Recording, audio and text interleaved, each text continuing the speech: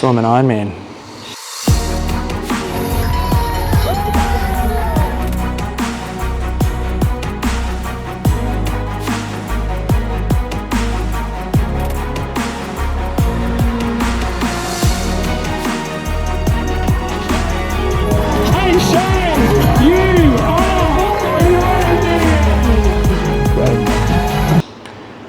It's a bit of a surreal idea.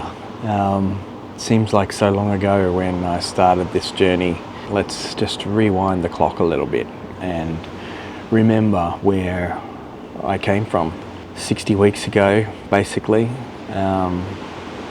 I was a lot heavier, could barely run, 300 meters.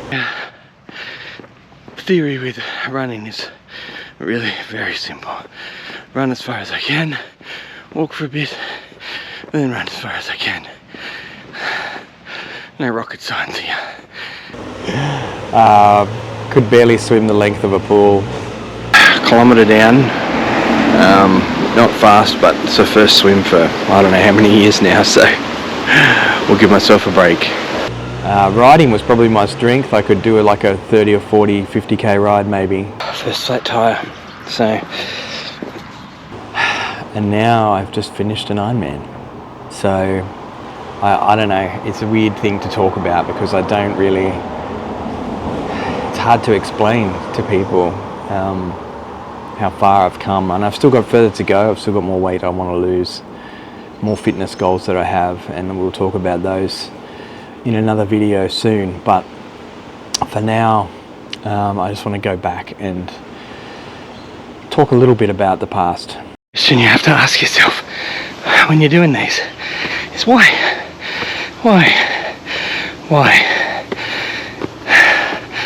What makes a rational person do this?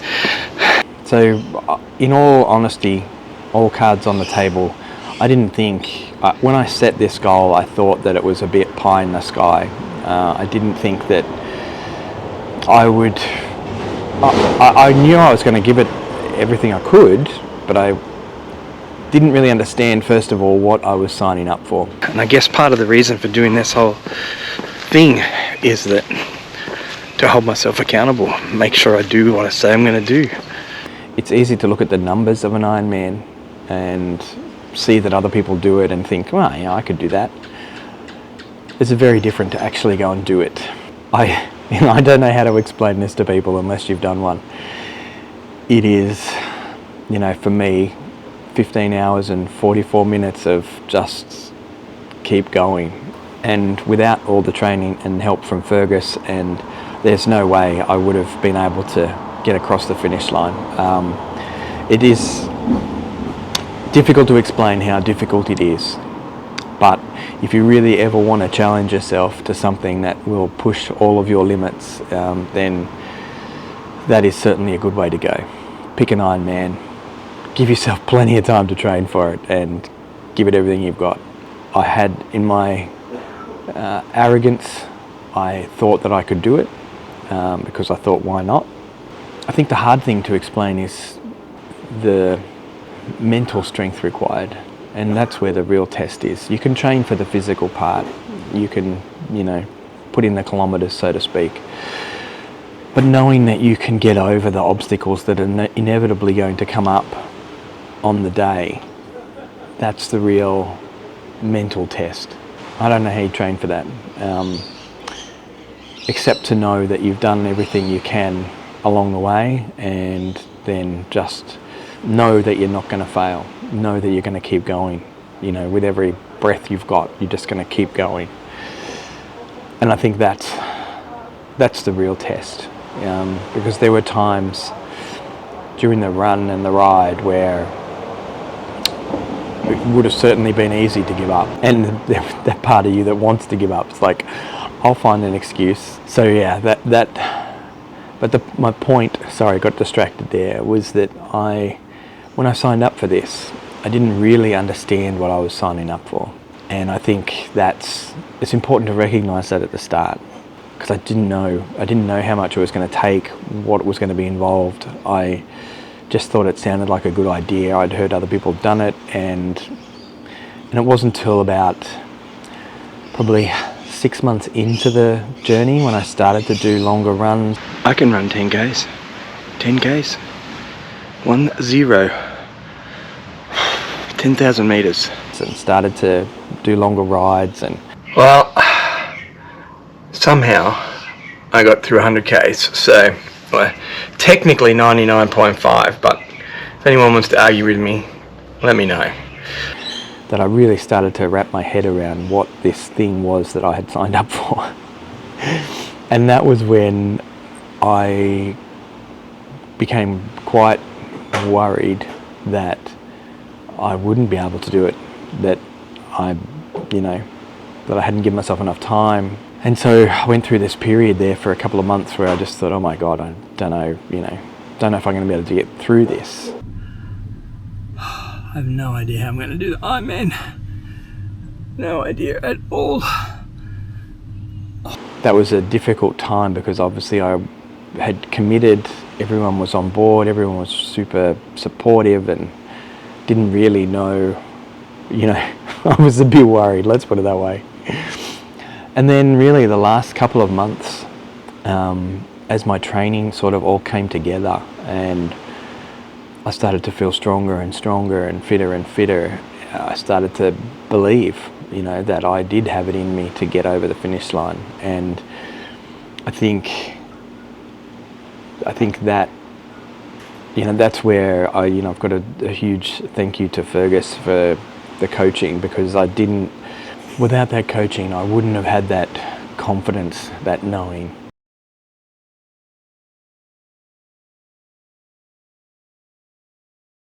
So the race itself, it was, I was really very emotional before the race. Obviously a lot of build up over time. There was not a lot on the line, but just, I don't know, I really couldn't tell you why I was so emotional, but I really was very emotional. Well, I'm on my way to the bus terminal to catch the bus to the swim leg, and don't think I've ever been quite so nervous.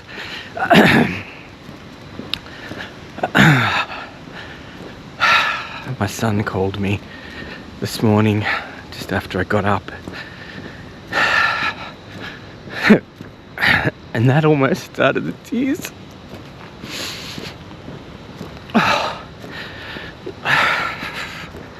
Not really sure how I'm going to keep it together today. Supposed to cry at the end, right?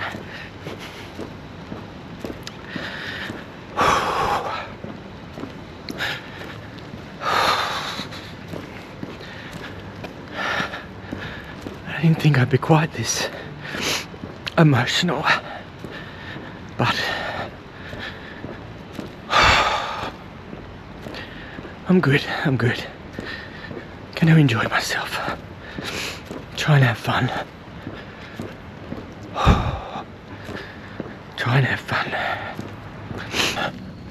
Just a little swim, a short bike, and a quick run, and we're done.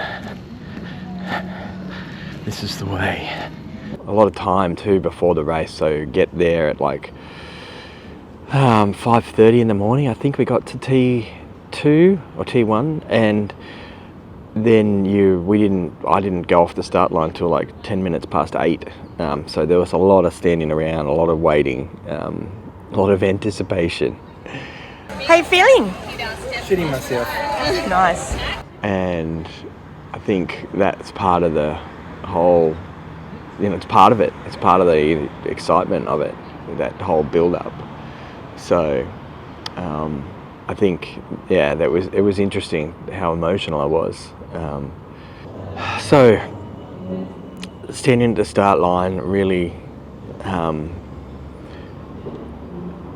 not worried about the swim, in all honesty. I felt really good about the swim part, and it went not exactly as planned, but pretty close. So basically hit the water and a bit of jostling and messing around for the first few 100 meters until I found my way to the outside and really just stayed there for the whole swim. It was 2 laps of the circuit there, and I think my Garmin said that I swam like an extra 200 meters for 4.98 kilometers or something, that it said that I swam. So I probably paid a little bit for the swimming on the outside, but it was nice to not have any traffic, and it was much more, well, relaxing is probably not the right word, but it was better being on the outside. So I was happy with that. Bit of chafing that I didn't expect because I hadn't had any before, so that was a bit odd, but nothing that really caused any problems. My wetsuit now has a couple of holes in it. Obviously they are really delicate, those kind of swimming wetsuits, and I'll have to get some magic black stuff to patch them up, but other than that, it came out pretty well. It was coming out of the water was a relief. I guess is probably the best way to describe it. Exciting, but a relief. That, you know, part of the journey was over. Like, I had actually done an Ironman swim, and my brain was going a million miles an hour, trying to remember, make sure you do everything, wash yourself off as much as you can, you know, all of that logistical stuff that you're trying to remember to do.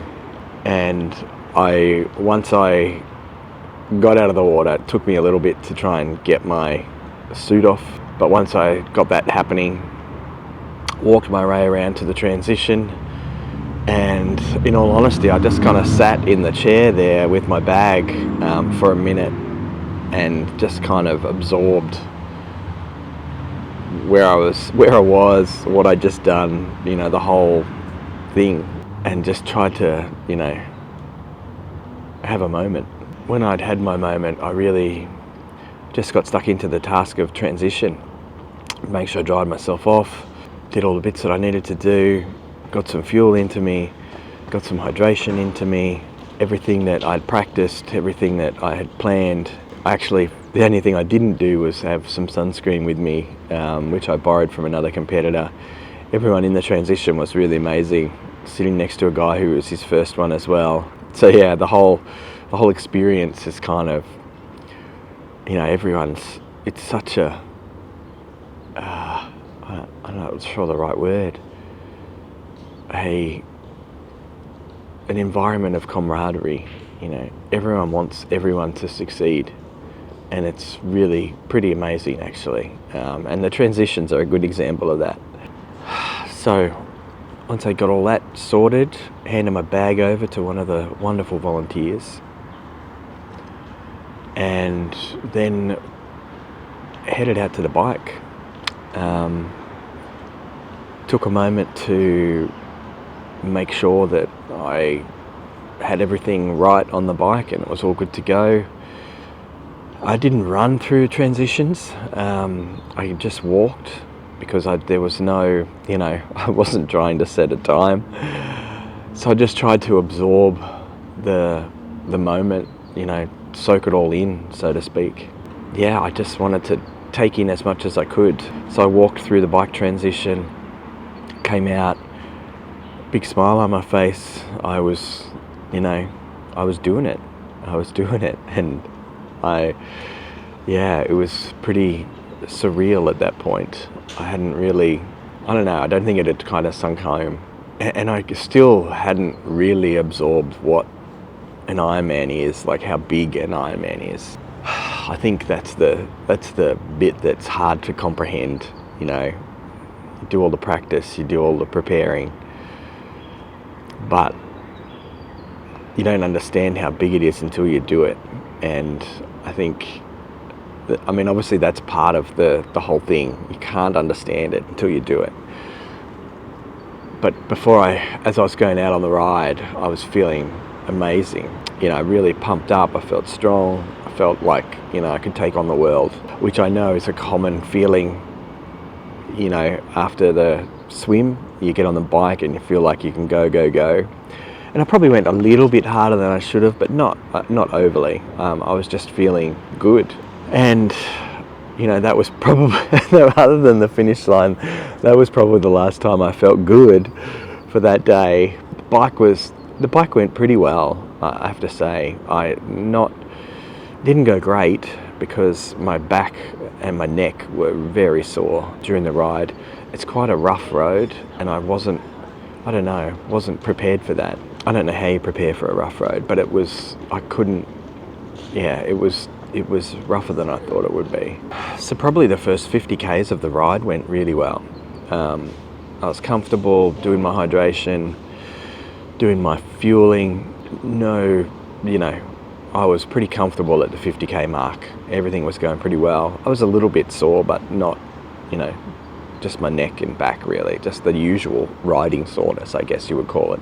The little hills weren't really a problem. Rex's Lookout, it's not a long climb. It was actually, I didn't really have any issues with the track layout itself. But really, I guess the biggest thing for me was just the back and neck pain. I spent as much time in the aero position as I could, but obviously I haven't got used to spending hours in that position yet, so it was a struggle. My neck literally felt like someone was digging a knife in it by the end of the race. It was bad. It was bad. And obviously the other thing that you don't have on the ride is any support. The volunteers are amazing and they all yell and scream and support people, but they're few and far between, and they're not your family. So as much as they were amazing, it is really the most isolated part of the race. The swim is as well, but it's only short, it's only an hour and a half for me in the water, and that was nothing. 7 hours on the bike is a long time to be inside your own head and have to motivate yourself, and I think that was probably the hardest part really, especially when if I hadn't had any neck pain, any back pain, I would have been fine, because my legs weren't in trouble or anything like that. My feet were getting sore towards the end of the race, like getting hot, not burning, but I feel like they're burning, but I know they're not. So that was really, mentally, that was probably the hardest part. But I just broke the race down into pieces. I kept biting off little bits, and eventually it was like 30 Ks to go, 20 Ks to go, 10 Ks to go, and then you could hear the crowds. It was a huge relief to end the ride. I was probably, an hour slower than I wanted to be, but that was really just neck pain, back pain, and my feet hurting. My legs, in terms of my fitness, were still feeling fine at that point. Yeah, it was a bit disappointing in that sense that I had so much neck and back pain, and then my feet started hurting, because I really feel like I could have knocked, 45 minutes to an hour off that ride if I hadn't have had any kind of pain, but it's kind of par for the course. So coming into transition, I was mentally feeling good at that point, because I knew, all things going well, I had enough time to finish the race. I was not going to get my A or B time, but I was going to finish, unless something went wrong. Well, that's how I felt at that time anyway. Like I said, my feet had been sore on the bike, but I kind of thought that would go away when I hit the run and I come out, and I thought, oh no, my feet will feel better when I start running, and everything will be good. And that's not quite what happened, unfortunately. Again, transition went really well. Fueled, drank, went to the toilet. Everything about my transitions went really well. I was really happy with the planning and execution. The same goes for my hydration and fueling, full props to Fergus and Tom from Omnia. My preparation couldn't have been any better, I don't think, in terms of knowing my strategy and sticking to it, practicing it, getting it right. If anything like that had have gone wrong, it would have all been over. no doubt, because that part went so well, and I felt, my stomach felt good. I didn't ever feel like out of energy or anything like that. Made a huge difference. So I was really happy with transitions, fueling, hydration, everything like that went amazingly well. All my gear worked really well. So everything about those aspects couldn't have gone any better. Obviously, like I said, I wasn't rushing through transitions because there was no point. So I think my transitions were like 10 minutes a pop, but that's normal. And then we got into the run, and I actually felt pretty good right at the start of the run. I held my pace. I ran probably the first, I think, about 10 Ks, just doing my proper strategy, walk through aid, run, walk through aid. And I think I knew at that point that I was going to have a problem because my feet were already like burning. It was a bit like running on, well, I've never run on broken glass, but I imagine it's very painful, and that's kind of what my feet felt like at this point. And I didn't, in hindsight, I should have had a Nurofen straight away, because I had Nurofen with me, like, painkiller. But, brain wasn't quite functional at that point. I ended up having Nurofen later on. I kept running in patches till about the halfway mark, but it was even painful to walk. Probably more painful to walk than it was to run. Mentally really struggling for probably the second quarter of the run. Not in a good place. Like, I just, if I could have come up with a valid reason to quit, I might have, because I wasn't prepared for that kind of pain. I was prepared to be exhausted, but not in pain. At this point, I have to say a really big thanks to Braden and Alex, my whole support team actually, but those two in particular. They ran alongside the track for large portions of the marathon part of the Ironman, and I honestly can say I don't know whether I would have made it without their support in that part, because it really just kept me going, kept me focused. Can't thank them enough, because all the truth is, all I kept thinking in the run section was, I've got to finish this. I don't want to come back and do it again. That was literally my thought process for the whole time. I was just like, I can't come back and do this again. I've got to get this done. So that was my life for a couple of hours there. Just grind, run as far as I can, walk for a little bit, keep the fuel and hydration going. But there was no, there was no magic to it. It was just one foot in front of the other. So give us the recap, Shane. I got wet, then I got sweaty, and now I'm really sore. And that's all I've got to tell you today. What are we, about 1.5 K out? Yes, almost there, thank God. Downhill.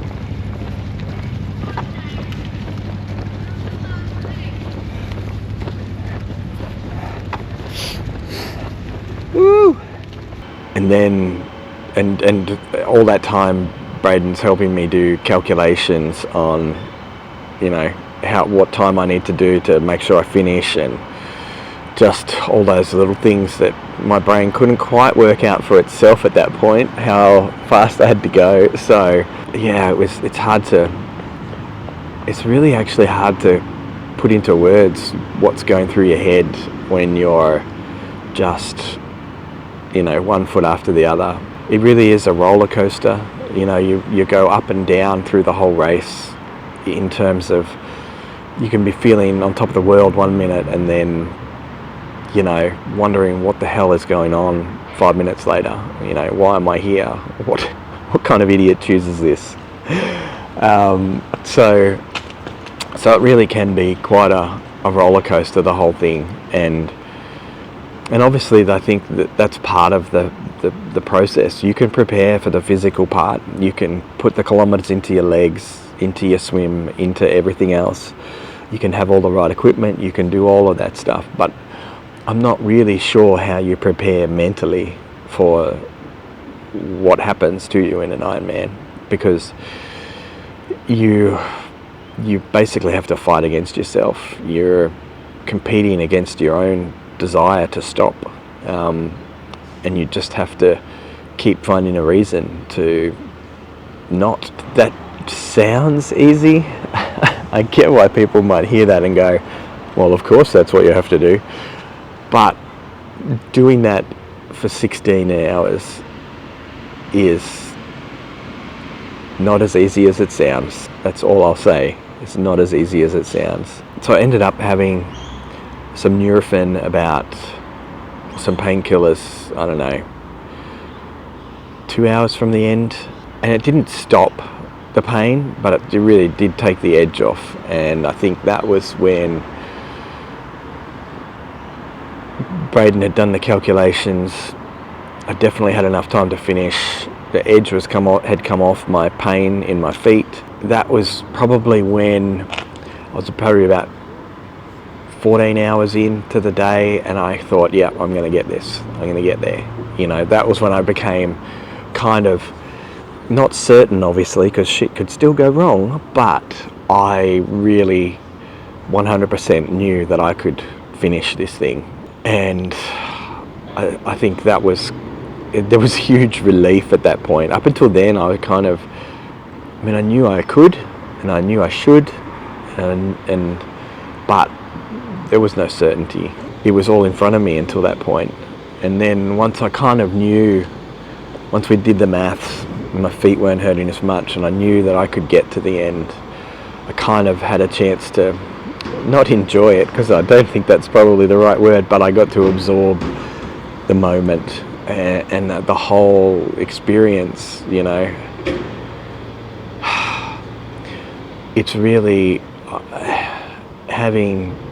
the whole week was amazing for me, having my family there, having so much support, the atmosphere of the whole race, how amazing people are, the positivity of it all, you know, even down to, you know, the place where we stayed gave us a bottle of champagne, because once they found out that I was doing the Ironman, like the whole, I don't know, it's a different world, and it's hard to explain. I know people who have done this will understand what I'm talking about, but it's a worthwhile experiencing, even if you don't do the full thing. It's pretty amazing. So I just want to, you know, take this chance while I remember to thank the Ironman people who put this stuff on, because it's really amazing. All the volunteers who do an amazing job for a ridiculously long day, especially the ones out on the bike run, because they, you know, their little cheers make it a huge difference at certain times. So thank you to everybody who puts this kind of event on.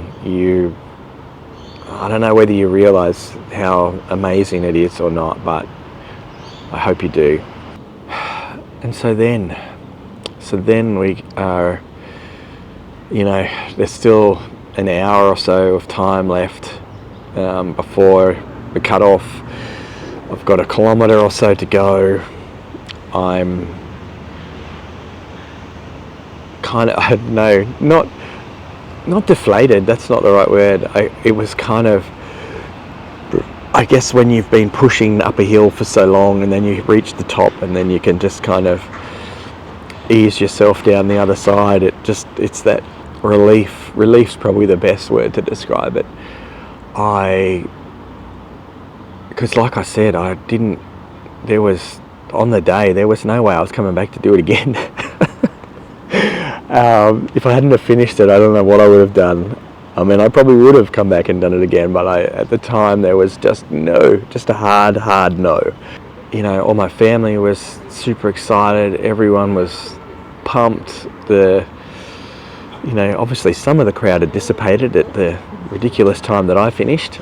one of the interesting things about the whole process is that because at Cairns you do 4 laps of the run, you go past the finish line several times, like 8 times or whatever it is, before you actually get to go to the finish line.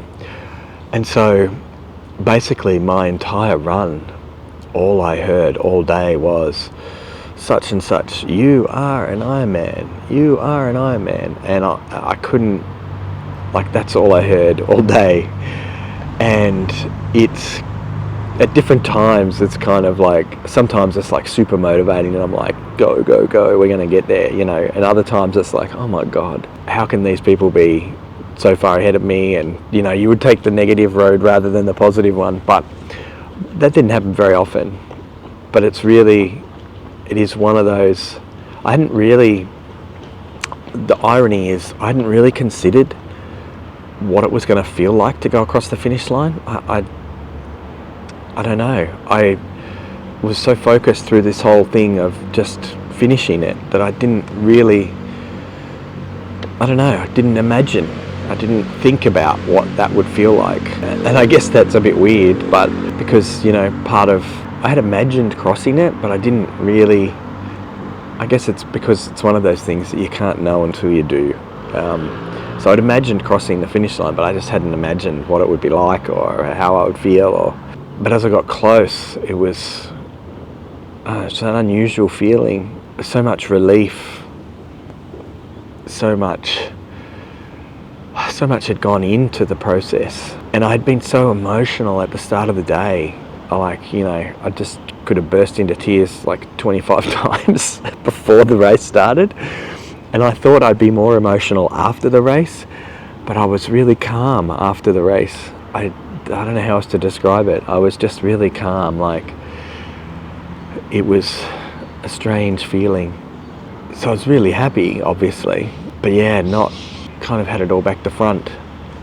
Not really. I can't explain to you why I was so emotional at the start of the day, and then after I'd finished the race I was just calm as calm could be. Maybe because I'd finished it, maybe because I'd used up all that emotional energy, or I don't know. I can't explain it, but there were no big tears, none of that. I mean, I was happy and excited and I got my medal and I was really pumped about the whole thing, but yeah, it was an unusual feeling. I'd kind of expected it to be the other way around and be calm before the race and then emotional after, when all of that had been, you know, vented, all of that. But yeah, it was unusual. So I don't really understand why, or whether that's normal or what normal is under those circumstances, but it was pretty amazing. I will never forget crossing that finish line, ringing that bell, hearing those words, Shane Connolly, you are an Ironman. So it makes me more emotional now than it did right at that particular moment. So yeah, it's an achievement that only those who have done will understand, and I couldn't recommend it more highly. If you want to test your mettle, I can't imagine, well, I'm sure there are harder ways to test yourself out there, but it's got to be up there with anything else.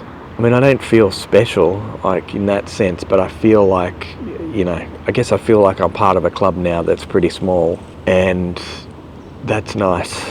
You know, there's lots of jokes to come in future videos about, you know, me being an Ironman, don't worry.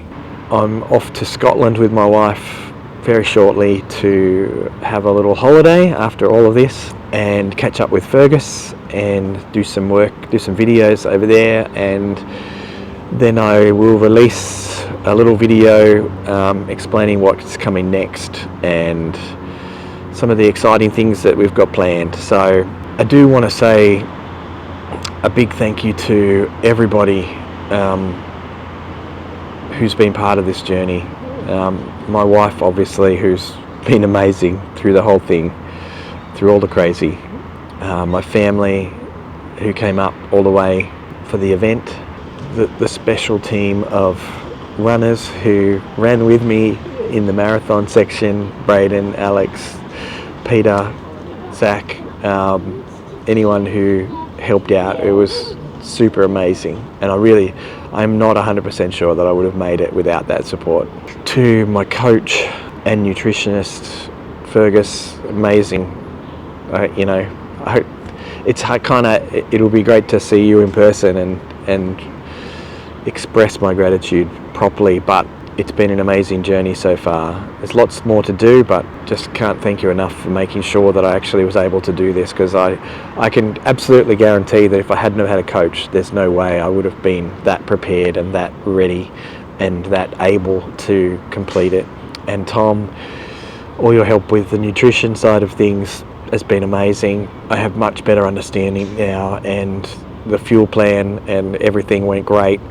I won't tell you how bad it went after the race because I didn't follow your instructions, and I apologise. But there wasn't as much good food involved after the race as there should have been. But thank you both. Omnia Performance, if you need some coaching and you want to do what I've done, you can't go past those guys. To all of the people out there from YouTube and Strava who have followed this journey and supported me, thank you. You can't understand unless you've been on the other side of YouTube. It's hard for people to understand what those comments mean and the support means, but you know, it's amazing. It really is amazing, and don't stop them coming. Ask me any questions you want. I'm happy to answer as much as I can. I'm super honoured that so many people have commented and been supportive, and it's just amazing. Sorry, I could go on for ages. Some of your stuff is just amazing. So keep it up. Like I said, I've got much more to come, and this is only the first part of the journey. It was a pretty big part, and it was a bit maybe scary for me, but there's much more to come. So I hope you've enjoyed this process so far. I hope you enjoyed this video. Like and subscribe. Hit the notifications bell because there'll be more coming. And don't forget to take the next ride.